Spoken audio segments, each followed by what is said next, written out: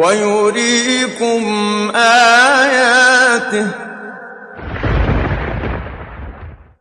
فأي آيات الله تنكرون.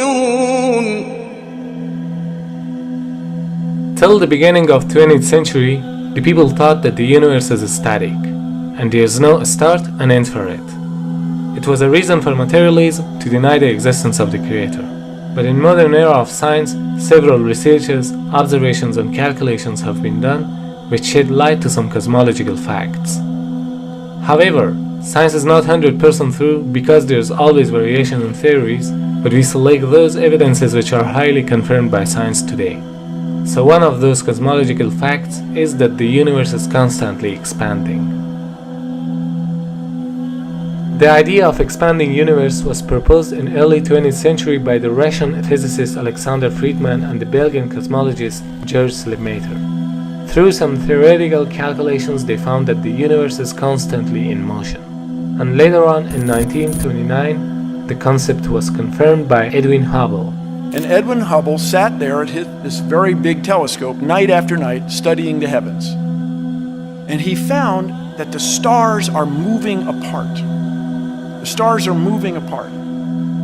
And he wasn't sure why, but it was clear that the stars are moving farther and farther apart all the time. The distant galaxies were all rushing away from us, establishing that space itself is stretching, it's expanding. Like a balloon. When you blow, it gets bigger and bigger. Something like that is happening in the skies, in the heavens. These galaxies, they're receding from us at a faster and faster speed. That means the universe is expanding. The Koran mentioned 14 years ago in Surah Dhariyat, chapter number 51, verse number 47, that we have created the vastness of space. The Arabic word musyun means vastness or the expanding universe. So if we reverse the expansion, the galaxies will get closer and closer until a point where they were blended together. And if we continue the reversing process, they would be pushed and pushed until we reach to a point where there was nothing. There's really nothing. There's no space, there's no time, there's no matter, there's no energy. It's nothing but the potential to exist. And out of that bursts the universe. Well, where did it take place? It took place over there, it took place over there. Where did it take place? Actually, it took place everywhere, because the universe itself was extremely small at that time. It's impossible to describe the moment of creation in human language. All we know is that from what may have been nothing, we go to a state of almost infinite density and infinite temperature and infinite violence. بديع السماوات والأرض وإذا قضى أمرا فإنما يقول له كن فيكون. The Arabic word bid'ah means the creation of something out of nothing. This word also connotes the fact that something is created not on a pattern previously designed of something, but as a completely new entity having no precedence. So the greatest marvel of creation is the creation of all concepts out of nothing. And what's amazing to me is that the laws of physics allow that to happen. And it means that our whole universe, everything we see, everything that matters to us today, could have arisen out of precisely nothing. So they say that this universe came into being with a Big Bang. The Big Bang theory. Who says that? The most learned men of science, astronomers. Allah says, أَوَلَمْ يَرَ الَّذِينَ كَفَرُوا. He says, do not the unbelievers see? These atheists, these agnostics, the people who deny the existence of God, can't they see? In other words, Allah expects them to see, to be able to see, to witness.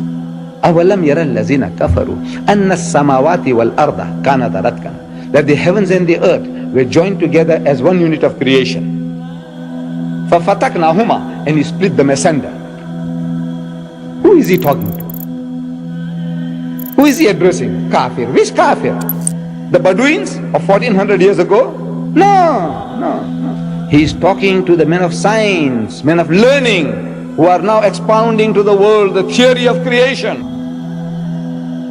So after the explosion, the Big Bang, what should be there? Smoke or clouds of gases, right? Science calls it nebula. A nebula is an interstellar cloud of dust, hydrogen, helium, and other ionized gases. Now here the Quran says, ثُمَّ اسْتَوَى إِلَى السَّمَاءِ وَهِيَ الدُّخَانِ. Then he directed himself to the heaven while it was smoke. So there was smoke, the nebula, but in a bigger amount, because it was a few seconds after the explosion. Dukhan does not merely mean gas, it specifically means smoke. And today scientists say that smoke is a more closer and more scientific as compared to gas, because that time it was hot. Imagine, the Quran mentions 1400 years ago, which we discovered recently, that the initial celestial matter of the universe, it was in the form of smoke. So in a time when there was no knowledge about the formation of the universe, how could a man talk about the Big Bang, the nebula, and the expanding universe, which are all confirmed by the modern science in 20th century? Indeed, these facts indicate that Quran is not words of a man, rather it's words of a wise creator who created the universe and knows about it in details.